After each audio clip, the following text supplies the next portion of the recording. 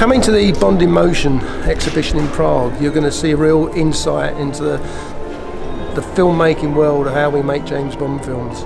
There's vehicles here that have been in all the films, with some of them have got gadgets on, some of them have got rigs that have been made to achieve certain things in the films.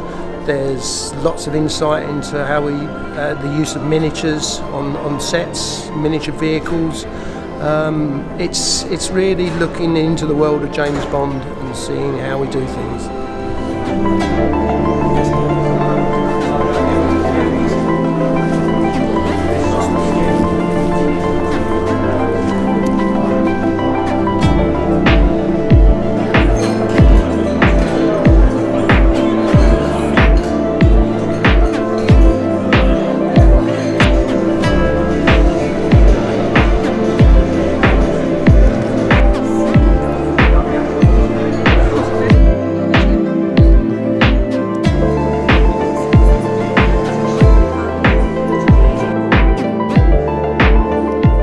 My favourite thing at this Bond in Motion exhibition in Prague is, I think, it's seeing objects that are with the image.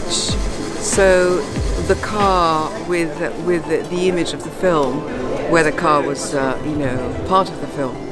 One of them is the image of the cello case and my cello, us crossing the border in Weissensee. With the photograph behind, which is really fun. And one of my favourite images in cars out of all of the Aston Martin is the Dr. No Sean Connery. This one. This wonderful Aston Martin, for me, is one of my favourites. So, and it's sort of iconic for me because it was in the first Bond movie.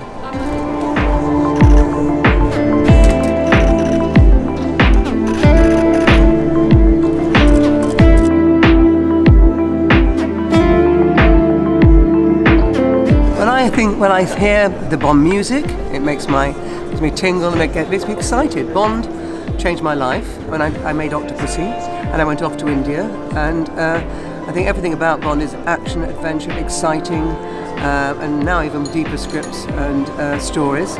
And it's been a big part of my life and still is, and I've been very lucky, and lucky to do 2 films.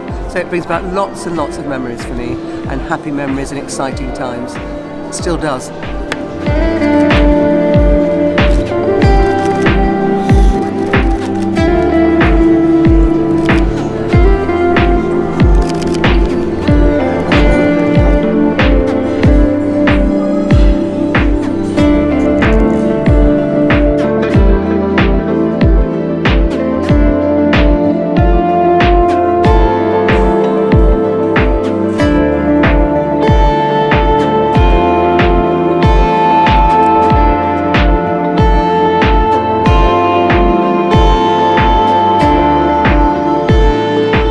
Everything here was seen on screen with the exception of 2 vehicles, and that is the White Lotus is privately owned and was not used in filming, so it's one of the exceptions.